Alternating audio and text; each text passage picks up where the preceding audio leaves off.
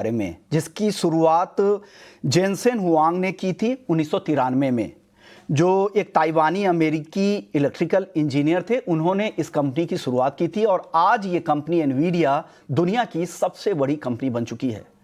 पिछले 15 सालों में अपने निवेशकों को इस कंपनी ने मालामाल कर दिया। औसत रिटर्न अगर इसका देखें, CAGR देखें, कंपाउंडिंग एनुअल ग्रोथ रेट देखें, तो करीब 70% का रहा है। 2013 से अब तक सिर्फ 2 बार ऐसा मौका आया है जब इस कंपनी के शेयर ने निगेटिव रिटर्न दिया है। एनवीडिया का जलवा इस तरह बरकरार है कि ये 4 lakh crore market cap cross करने वाली दुनिया की पहली कंपनी बन गई है। AI बूम और चिप डिमांड से कंपनी के मार्केट कैप में तेज उछाल देखने को मिले हैं। वॉल स्ट्रीट की ये सबसे फेवरेट स्टॉक में से शामिल हो चुकी है। अब सवाल ये है कि एनवीडिया करती क्या है। एनवीडिया चिप्स बनाती है, ग्राफिक्स प्रोसेसिंग यूनिट GPU बनाती है, जिसका इस्तेमाल कंप्यूटर, गेमिंग, AI और डेटा सेंटर के लिए बेहद ज़रूरी है। AI मॉडल्स को ट्रेन करने के लिए जो भी सुपर फास्ट कंप्यूटर लगते हैं, उनके लिए ज़रूरी है एनवीडिया का GPU। चैट GPT आप इस्तेमाल कर रहे होंगे, तो चैट GPT जैसे मॉडल भी एनवीडिया के प्रोसेसर पर ही चलते हैं। बड़ी टेक कंपनियां जिनमें माइक्रोसॉफ्ट, गूगल, अमेजन, मेटा ये सब शामिल है, ये एनवीडिया की ही चिप्स इस्तेमाल करती हैं। हाई एंड जितने भी गेमिंग बनते हैं VR और ई स्पोर्ट्स के लिए, उसमें एनवीडिया की टेक्नोलॉजी टॉप पर है।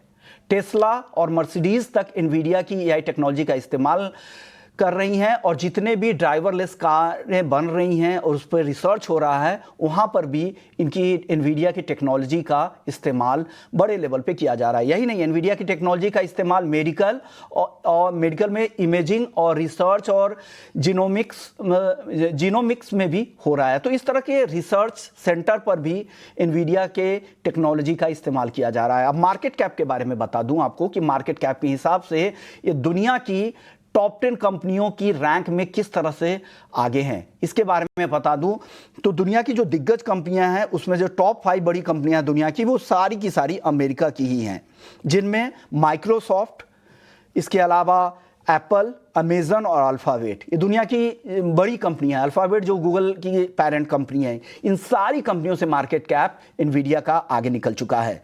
4 लाख करोड़ का मार्केट कैप कितना बड़ा होता है, ये आपको मैं एक आसान भाषा में समझा देता हूं कि अगर $1 का नोट, मैं ₹1 की भी नोट की बात नहीं कर रहा हूं, $1 जिसमें अब 87 रुपए आ जाएंगे, $1 के नोट को अगर की ऊंचाई से अगर धरती से चांद तक की दूरी भी से भी ये ज्यादा हो सकता है, उतना होता है 4 लाख करोड़ रुपए, यानी $4 ट्रिलियन।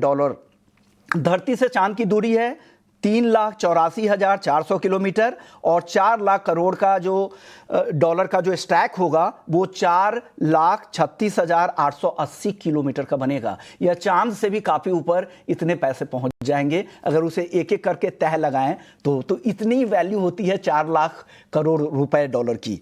एनवीडिया का मार्केट कैप दुनिया के कई सारे देशों से, दुनिया में 195 देश है, उसमें से सिर्फ 3 ही देश ऐसे हैं जिनकी GDP एनवीडिया के मार्केट कैप से ज़्यादा है। और भारत की GDP, जो भारत की GDP करीब 4 लाख करोड़ के आसपास की पहुंची है, 4 लाख करोड़ डॉलर की, 4 ट्रिलियन की हम बातचीत कर रहे थे, उतना इनका मार्केट कैप अकेले कंपनी का पहुंच गया है।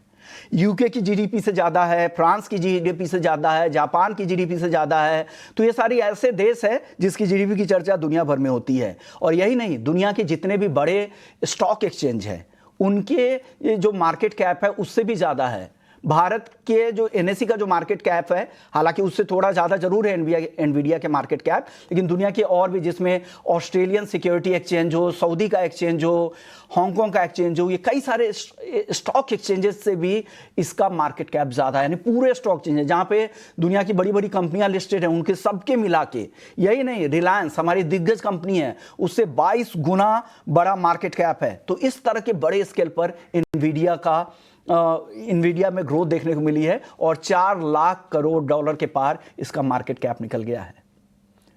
चलिए, इसी नोट पर हम स्वदेश खबर को यहीं समेटेंगे। बाकी खबरों के लिए आप बने रहिए हमारे साथ।